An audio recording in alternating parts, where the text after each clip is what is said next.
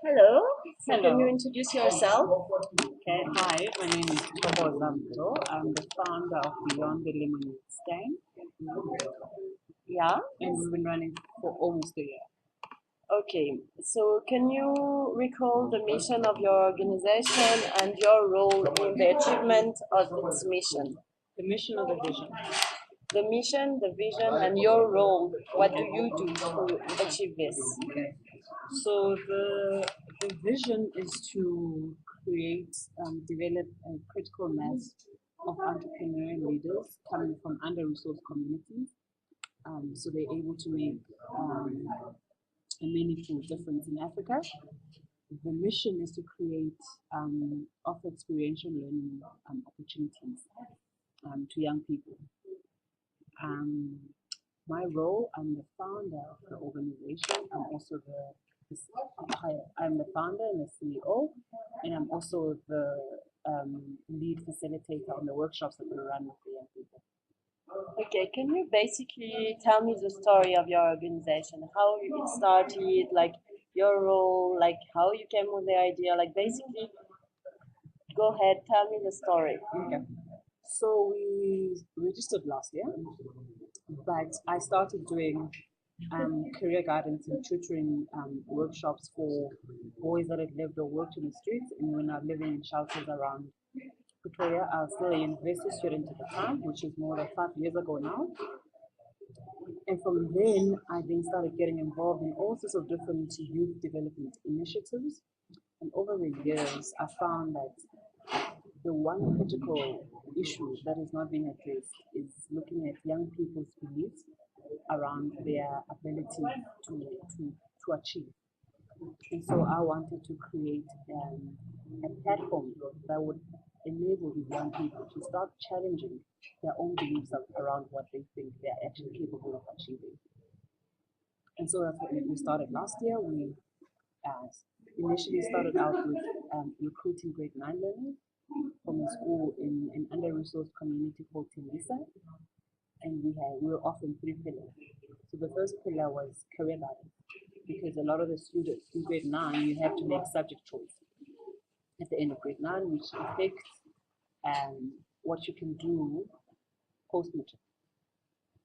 And so we did the career guidance for the whole grade 9 class, which is about 500 plus kids. The second pillar was the exposure program. So now that the students understand theoretically what the different career options are out there, they have no one in their immediate network who can, there's no one in their immediate network who works in these different careers. So the exposure program was created to address exactly that, to put them in contact with professionals who work in those spaces, and to also just take them to these different working spaces so they can see, have an idea of what it looks like. And the last pillar was looking at, so you understand what the different career options are. You've now been put in contact with professionals that work in these different careers. What sort of skills do you need to develop so you're able to thrive in those spaces? So we created the student enterprise program, and really the idea was to give these young people, this group of young people, different businesses to run.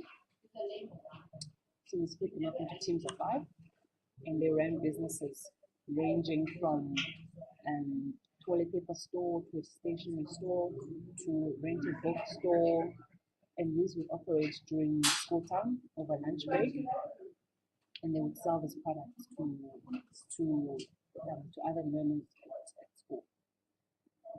After the pilot, well, 6 months into the pilot, we had to go back and review what we had done, and the 500 kids did the career gap. We couldn't take 500 for the exposure program, it was just too expensive. So we only took 50, or we only made 50 spots available, but only 38 kids took up the opportunity. By the end of the exposure program, we were left with 20 kids, and part of it was the kids had to pay a little bit of money towards transportation to bring them to take them to these different working spaces, just as a form of of commitment. We've given them products to sell in their community. So it wasn't a question of you go find money. We give them products to sell, and then they would use that money to pay for transportation. And we found that there were quite a lot of kids who were able to sell the products for even more than what the product was worth. You know, still a bunch of them who just didn't sell, who said to me they just weren't making the effort. So by the end of the program, we had 20 kids by the end of the exposure program. And then the last pillar was the student enterprise, where we given these businesses. The first month went well because there were still new kids at the school were excited, the kids in the program were excited. By the end of that month, we've lost about 6 kids, so we're left with like 14. Part of the reason was that it was they now had to start working because the kids at the school, the novelty had worn off. And so they had to go out and sell the products, unlike just customers coming to them and buying. So the real work started. And the kids went up for it. And a lot of the kids came back to say, that's too much work. I am too demanding. I ask for too much. And some of them, they just had lost interest. But when I went back and studied, what was the root cause, that I found a lot of the kids who had signed up for the program were the academically proficient kids, or supposedly academically proficient kids. And so the kids were known for being performers, achievers. So when they started struggling with selling their products, they saw that as a threat to their image. And they didn't want to be the kids who didn't achieve as they usually do everything else. So they just dropped out rather than take the chance of failing. So that was like my biggest insight was that a lot of the kids fear failing, and a lot of kids will protect their self-image, even if it's at the cost of learning. If it looks like it's an opportunity that might threaten how they are seen at school or how they are thought of, they just won't participate. So beginning of the year, I reframed the whole thing. I decided to run one pillar, and I was looking just at the development of skills, but from a completely different perspective.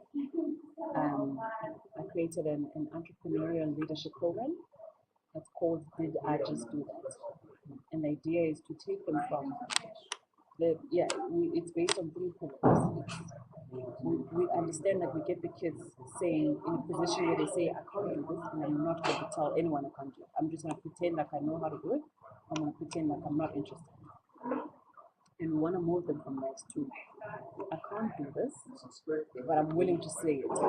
So they understand the importance of acknowledging when they don't know. And once they've acknowledged, we then move them to, I can't do this, but I can change it. So it doesn't have to be, I don't have to remain not knowing forever. And that's where true learning happens, where the kids understand that I actually have the ability to learn. And that's when within how the program is structured is that we spend about 2 to 3 months looking at how the brain is wired and how it works. We're going to have an understanding that with time and effort, you develop your brain. Your brain is like a muscle. The more you exercise it, the stronger it gets. And that's healthy. And after those 3 months, we then give them practical projects that they can do that is a demonstration, a tangible demonstration of the ability to learn stuff and to execute on it. The project stuff are things that they would ordinarily think impossible to do. So we give them projects that stretch them, put them in an uncomfortable position where success is not guaranteed. It's not something I've done before. And these projects range from starting a school newspaper to creating mobile apps, robotics, whatever the case may be. These projects are really used as a vehicle to reinforce the fact that with time and effort, you actually, there's nothing you can't do. So we create these spaces of behavior practice where they get a chance over a year to do something over and over again. And every time you do it, you can see the progress. You learn from the things that you didn't do right. You apply it the next time you have a chance to do it. And you are able to track what they can do. Yeah. Okay. That was very long. No, it's very good. Now I'm going to pass to the hypothesis that we came about. The first section is called Train and Inform, or Form and Inform. So I'm first going to question you about the potential of a cultural revolution. Okay. So according to you, what would be relevant communication proxy to boost the development of the social economic sector? It means the development and sustainability of NGO. It means what communication, what institutional communication could be efficient to boost the sector and boost people to actually undertake like you did.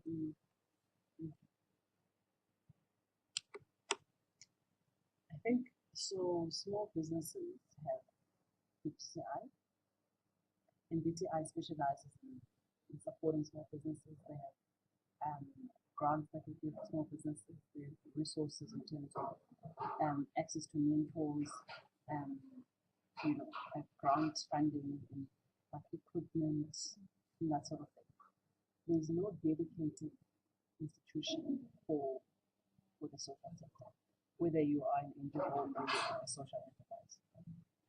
So I think a dedicated institution in that sense, where you know that's where you go for help if you are an NGO or a social enterprise. Equipment that can be donated in terms of maybe space or computers, like the basic stuff that you need to get going. Access to mentors, so people who've been either run NGOs for themselves